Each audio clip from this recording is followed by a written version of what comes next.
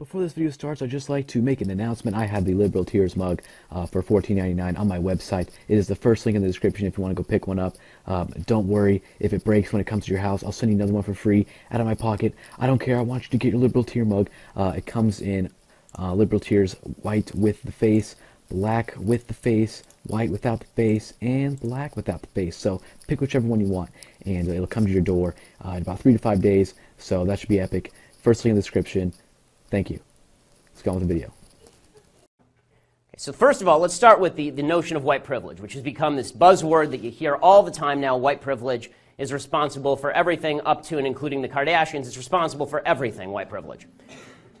White privilege is a way to silence anybody who is not of color. That's what white privilege is. It is just a leftist bullshit term that means shut up because you are not a member of a minority group, a privileged minority group in the leftist space. It's reverse racism of the highest order. You're basically saying to white people who aren't racist, and you can't find any proof of their racism, that they must be racist because they're white. That is called racism. If you are accusing somebody of something simply because of the color of their skin without any evidence, that's called racism, gang. But you don't have to trust me. Let's go through what other people say the definition of white privilege is. You know, folks on the left, what do they say that white privilege is? Well, here's the definition of white privilege from the Southern Poverty Law Center. There's a book that I'm sure was just a massive bestseller in its day called White Anti-Racist Activism, A Personal Roadmap.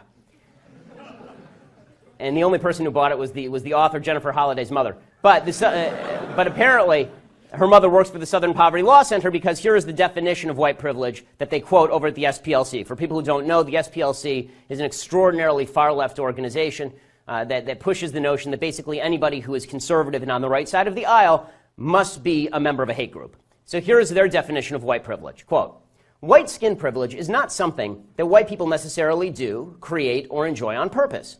Unlike the more overt individual and institutional manifestations of racism, white skin privilege is a transparent preference for whiteness that saturates our society. White skin privilege serves several functions. First, it provides white people with perks that we do not earn and that people of color do not enjoy. Second, it creates real advantages for us. White people are immune to a lot of challenges. And finally, white privilege shapes the world in which we live, the way we navigate and interact with one another and with the world. Okay, when my daughter spits up, she's 22 months old. When she spits up, it sounds like this. So let's talk about the perks. Let's talk about the perks that white privilege supposedly confers upon you. So she says, the author here, she says that perks that are conferred upon you by white privilege include things like when you go to the grocery store and you get a Band-Aid, the Band-Aid is your skin tone. Seriously, is what she says. Right? For those who live in the real world, this is also called the free market because most of the people in the country happen to have a lighter shade of skin. And if you want to sell more Band-Aids, then you are going to market to the group of people who buy more Band-Aids. But no, this is white skin privilege. Another example she uses is she says that if you go to a hotel, that the hotel shampoo works better with your hair if you're white than if you're black. I don't know how she scientifically tested this, but in any case, this is, again, if this is as far as white skin privilege goes, I can tell you nobody should use hotel shampoo because it's gross. And then she talks about the real advantages that are conferred upon you by white skin privileges. So what are those advantages? And this is where we really get to the meat of the matter. She says those advantages include skin color, quote, not working against me in terms of how people perceive my financial responsibility, style of dress, public speaking skills, or job performance, as well as people not assuming I got where I am professionally because of my race, and store security personnel or law enforcement officers do not harass me, pull me over, or follow me because of my race. So this is the argument, that America is a deeply racist country that is imbued with this white skin privilege, and that if you are black, you can never overcome this white skin privilege because you live in a deeply racist system that has been created by Western civilization, a Western civilization founded on racism, sexism, and bigotry. So, before I want to go through all of these specifics because I think it's important for people to actually assess whether these things are true in the United States at current. And I don't care about, let me put one thing first. I don't care about your feelings. Like, just be perfectly clear, I care nothing about your feelings.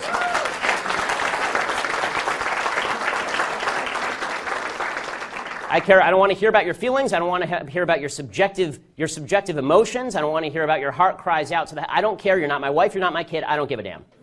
Okay, so that being the case, let's actually talk about what is provable and what is not provable, and what accusations have been leveraged and which ones are actually supportable. Okay, first of all, statistical disparity does not necessarily mean discrimination. This is the first thing you need to know. Okay? Anybody who's ever been in a statistics class knows that this is true. Right? If they still teach statistics and it's not too much of a microaggression. So statistical disparity does not always mean discrimination. Right? The vast majority of people who play in the NBA are black. Very few of them are 5'9" Jews. Right? That is not because there is some sort of anti-Semitic conspiracy to keep 5'9" Jews out of the National Basketball Association. I mean, I can't complain that I don't play for the Los Angeles Lakers, right? This is because the reality is that in America, it tends to be, just as a general principle, meritocracy rules. That's true from the NBA to the halls of academia, and it is certainly true on college campuses. Okay, so let's go through some of the accusations that have been made about white skin privilege. So financial responsibility, right? So this particular author, she said that one of the things that works against you if you're black in the United States is how people perceive your financial responsibility. Okay, first thing to say here, capitalism is colorblind. The only color that capitalism cares about is green. Okay, capitalism seriously doesn't care about your color, it doesn't care about your race, it doesn't care about your sexuality. In fact, capitalism is the single best way to overcome racism and sexism and bigotry and homophobia, because if you decide to be any of these things, if you decide to be a racist, sexist, bigot, homophobe, the guy next door will not, and he will take all of that money from you. You will be outcompeted. This is the beautiful thing about capitalism. Your advantage in the marketplace is catering to as many clients as possible and to hiring the best people possible. But the usual statistics that are thrown out are statistics about, for example, lenders systematically discriminating against qualified black borrowers. The truth is that if banks routinely did this, they would go bankrupt, of course, because there would be other banks that came in and spend money on black borrowers, and those people would pay back their loans, and these banks would be able to make a mint off of all of this. In fact, it turns out that according to a University of Iowa sociologist named Sarah Harkness, she did a study just last year, it turns out that lenders actually discriminate against black males and white women for some reason. Or they don't discriminate at all. Right, because her statistical size was not big enough. But what she came up with was that black women were lent to at the same rate as white men in her experiments, which just doesn't make any sense. So you have to start thinking, is this something that we ought to take seriously or something that we ought to take with a grain of salt? But I will tell you one area in which there was discrimination, and that is the widespread perception that black people were not getting loans led the federal government to create a subprime lending program specifically designated to get people of minority ethnic status into homes they could not afford with bad credit. Okay, if it had all been lending discrimination, you would have assumed that Fannie Mae and Freddie Mac would have been fine. There would have never been a subprime mortgage crisis. In 1995, President Clinton's Housing and Urban Development Department agreed to let Fannie and Freddie get affordable housing credit for buying subprime securities, particularly with regard to low-income borrowers. So white privilege in the United States extends to the fact that if you are not a member of the white privileged class, you have a better shot of getting a subsidized loan from the federal government. And by the way, there are laws on the books in the United States that if you can prove discrimination in lending, you can sue the hell out of these banks. And in fact, banks have had to settle based on historic discrimination. Nothing I'm saying here says discrimination has never existed in America's history. That would be stupid and afactual. But to suggest that it is a continuing factor in American life that is putting people under the boot of the white establishment is just factually nonsense. Okay, style of dress. We talk about white privilege with regard to style of dress. Okay, seriously, this is nonsense. If there's no white privilege with regard to style of dress. Because here's the reality. If you sag your pants and somebody says to you, pull up your pants, and you're a white guy, nobody says a word. If you sag your pants and you're black and somebody says to you, pull up your pants, you will be called a racist. Right? This has actually happened. David Stern, if you remember, who was the head of the NBA, it was implied and actually said in many cases that he was racist for suggesting that people in the NBA ought to dress in nice suits. It turned out that everybody eventually took him up on that, and now NBA players are the best dressed people on planet Earth. But the fact is that style of dress is not an aspect of white privilege. Public speaking skills. They say, well, when it comes to public speaking skills, then white people have an advantage. President Obama is not nearly as articulate as the press would have you believe. Okay, President Obama is not more articulate than John Edwards was, but according to the media, he was the most articulate man who ever lived. He made Jesus look like a piker. President Obama was the greatest speaker in the history of the world. And part of that was because the media gave him affirmative action points. They did. Because if anybody said the sort of inarticulate things that President Obama has said routinely when he's off teleprompter, they'd be raked over the coals for it. Job performance, right? They say there's discrimination in job performance, and this is white privilege. Right? The fact is that Mizzou has affirmative action in its hiring processes. There are already laws on the books that bar discrimination based on race in hiring.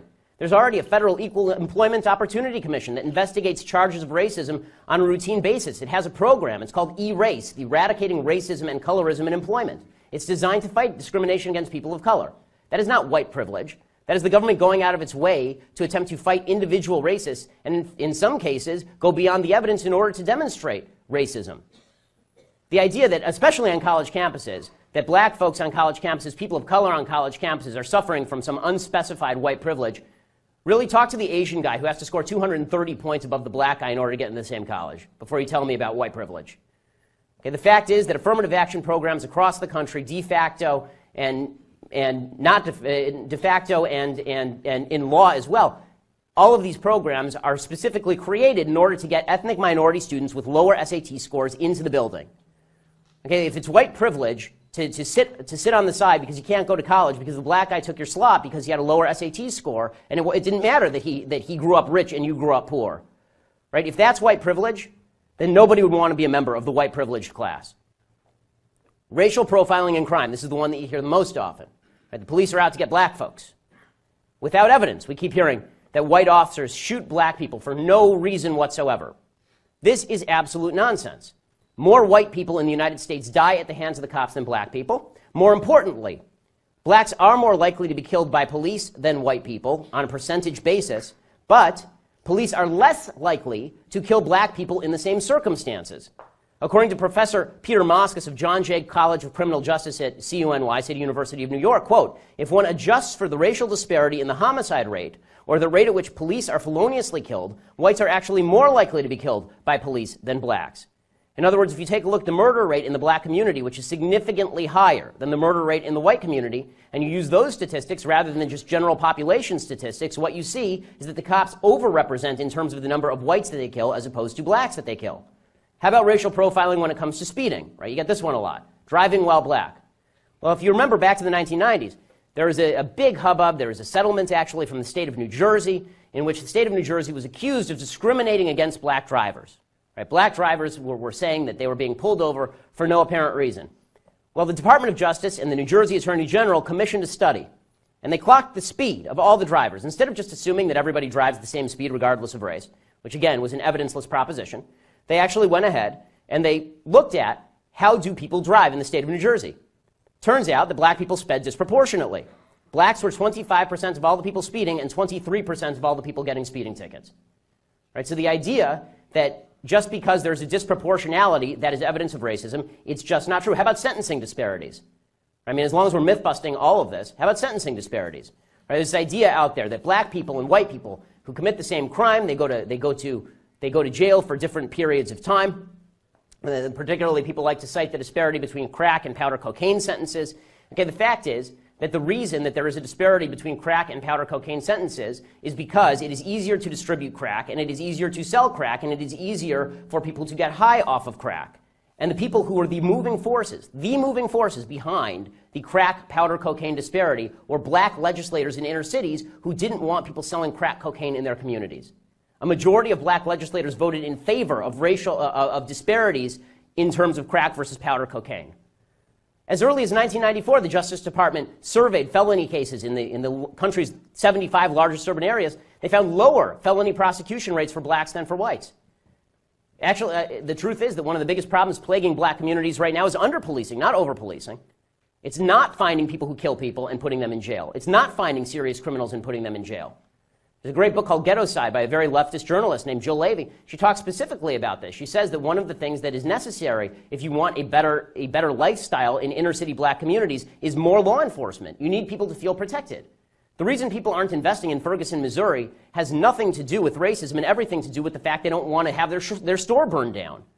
If you're worried about the property crime rates in an area, you're not going to invest in that area. You want to build up those areas. You need more cops, not less, so stop bashing the cops. Okay, poverty.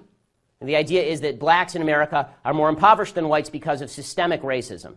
Okay, according to the Brookings Institute, which is a very left institute, the Brookings Institute has found that if you want to not be permanently poor in the United States, it's actually very easy. This is a wonderful country. If you don't want to be permanently poor in the United States, you need to do 3 things. Finish high school, get a job, don't get pregnant before you get married. That's it. Seriously, if you do those three things, you will not be permanently poor in the United States. Would you like to know why there's a disproportionate poverty rate in the black community? Because there is a disproportionate single motherhood rate and dropout rate in the black community. Okay, as much as we can talk about white privilege, the fact is that the single motherhood rate in the black community in 1960 was 20%. Today it is upward of 70%. Unless you are going to argue that racism in the United States has more than tripled in the same period of time that the civil rights movement had its great successes, this is nonsense. And again, there's not a white person anywhere that is forcing a black person to sleep with a black person, conceive a child, and then not get married. It's not happening. It is not, there's not a single place this is happening anywhere in the United States. People, and this is true for by the way, white people who are lower, it's true across races. It's not just a race-specific thing. Poor white people are people who are having kids out of wedlock and not finishing high school and not getting a job, right? It's true for everyone. The fact that it's disproportionate in the black community doesn't mean that whites are racist. It means that something needs to change inside the black community, and people need to start taking personal responsibility. I know these words are out of style. Personal responsibility for the stuff that you do. It is your life. Make something of it. So, here's the deal with white privilege. Because white privilege always assumes racism without evidence, always assumes racism without evidence, when there is no racism, they simply make up the evidence with regard to white privilege. So here at Mizzou, they just make up the evidence of white privilege. They can't find evidence of white privilege, so what they do is they just make it up. Right? They make up stories about how a poop swastika, which I'm Jewish, okay? Swastikas aren't aimed at black people. Okay, a poop swastika in a bathroom somewhere, this is somehow evidence of a grand racist conspiracy led by Tim Wolf. Right? Okay. I wasn't aware that Tim Wolf scrawls poop swastikas in his spare time. Right? When it comes to stories like Jonathan Butler's story about how he was hit by the president's car, he was hit by Tim Wolf's car. If you watch the tape, he was not hit by Tim Wolf's car. There's a thing called video, gang. You should use it. Okay, he jumps in front of the car and steps into the car. Okay, he acts like your kid acts, or you used to act when you were a kid and you didn't want to get in trouble for hitting your sibling, so you took your sibling's hand and hit them in the face and said, "Stop hitting yourself." Okay, that's what Jonathan Butler did, and then he claimed that he was a victim of systemic racism thanks to this, and then went on a hunger strike, the answer to which should have been, okay, so starve. If you don't want to eat,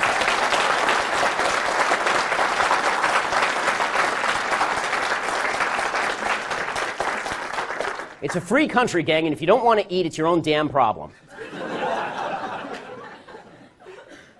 And they make up evidence with regard to things like Michael Brown. Okay, we're still hearing that. We heard that here on this campus, that this whole big movement here sprang from what happened in Ferguson. Never have I ever heard a better example of how bullshit in one place turns into bullshit in another place. Okay, Michael Brown was a bullshit story from the absolute beginning to the absolute end. Eric Holder's racist Department of Justice found that the shooting of Michael Brown was entirely justified. St. Michael of the gentle giantedness was a thug, he was a criminal, he strong-arm robbed a convenience store, he punched a cop, he tried to grab the cop's gun, the gun went off, he then tried to charge the cop according to the testimony of black witnesses in Ferguson. That is why the grand jury did not go forward. So, but again, if you believe in white privilege and you can't find the evidence, then you just make up the evidence. It's really convenient. This is also true, by the way, with regard to the grand crusade that surrounded St. Trayvon of the Blessed Hoodie. Right? The fact is that Trayvon Martin was sitting on top of George Zimmerman by witness testimony and physical evidence, sitting on top of him, banging his head into the ground, breaking his nose, and then George Zimmerman shot him. Okay, it's all there. It was all there when they did the trial. But it turned into another instance of racist white Hispanic people, because George Zimmerman was actually Hispanic, but he is the first white Hispanic in history, just like Barack Obama is our first white black president, because he was half black and half white. George Zimmerman turned into a white Hispanic, the only one that has ever been. He's like he's an endangered species wandering the plains. When you make up your own evidence, and when you don't have the evidence to back what you're saying, then we end up in this bizarre space, this bizarre space, where your own subjective truth is what truly matters. Right? What we hear is, well, I may not have the evidence to back it up. I may not have filed a police report. Right? I may not really know that the KKK is wandering around on Mizzou's campus. Right? I may not know it. I don't know, but I feel it deep in my bones. I feel like they're reenacting. Deep in my bones, they're truly and absolutely reenacting Birth of a Nation out there on the quad. That's what they're doing. And it doesn't have to be the truth. It just has to be my truth. It's just my truth. Okay, folks, there's another name for your truth, and it's bullshit. Okay? The fact is that there is something called truth, and there is something called not truth. Okay? There is no such thing as your truth. If it is your truth and you have no evidence to back it up, it is not the truth, it is your feelings. And as I already said, going back 10 minutes, I don't care about your feelings. Your feelings are unimportant. To mature people, the subjective feelings of others are only important if you're married to them. Okay, facts don't care about your feelings. So, now the left collapses to all of this because, the left on campus, the administrators, they collapse to all of this because they're on the side of a lot of these protesters when it comes to tearing down basic truths about Western civilization. Western civilization, to a lot of these administrators who cave to all of this, there's only two explanations. One is that they're cowards, and the other is that they're on the side of the people who are protesting. Cowardice is definitely a plausible explanation for a lot of these folks, because they're not used to being assaulted this way on a rhetorical level. But there is also a good argument to be made that a lot of these college administrators are people who side with this leftist agenda, this world-changing agenda. These were all the people who protested in the 60s and took over the buildings, and now their grandchildren are eating them. And so they're siding with the protesters because they feel like they're part of the movement, because every revolution ends up eating the fathers of the revolution. And so this is just the next logical step in the evolution.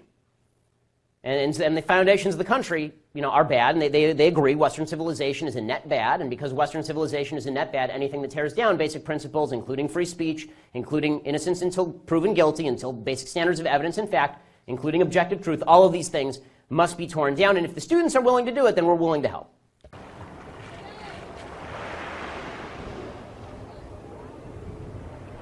Hello everyone! Hey, I'm just stopping by to remind you that liberals are insane! Social justice warriors are becoming